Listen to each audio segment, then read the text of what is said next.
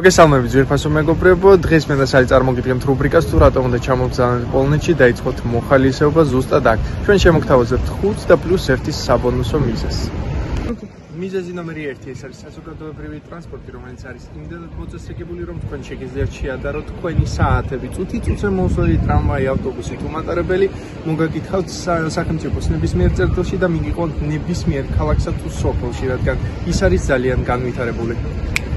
მიზეზი ნომერი 2 ეს არის სტუმართმოყვარეობა და კეთილგანწყობა.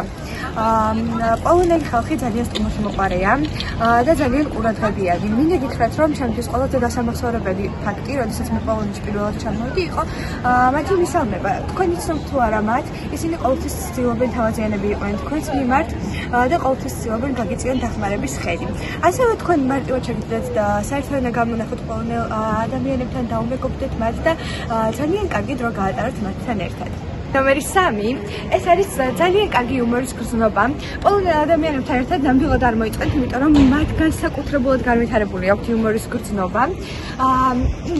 მათ ძალიან უყვართ წვეულებები და მინდა გითხრათ, რომ ყოველ ვიკენდზე თქვენ შეგიძლიათ მათთან ერთად ძალიან სასიამოვნო საღამოები გაატაროთ.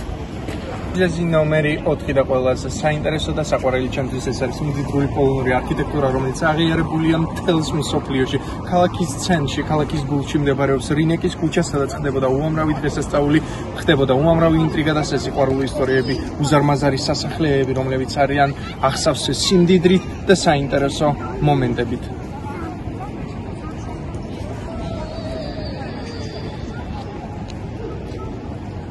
მიზეზი ნომერი 5 პოლონელებს აქვთ საოცრად გემრიელი სამზარეულო და საოცრად დაბალბიუჯეტური, ასევე ისინი არიან ძალიან საქმიანი ადამიანები და პასუხისმგებლობით სავსენი.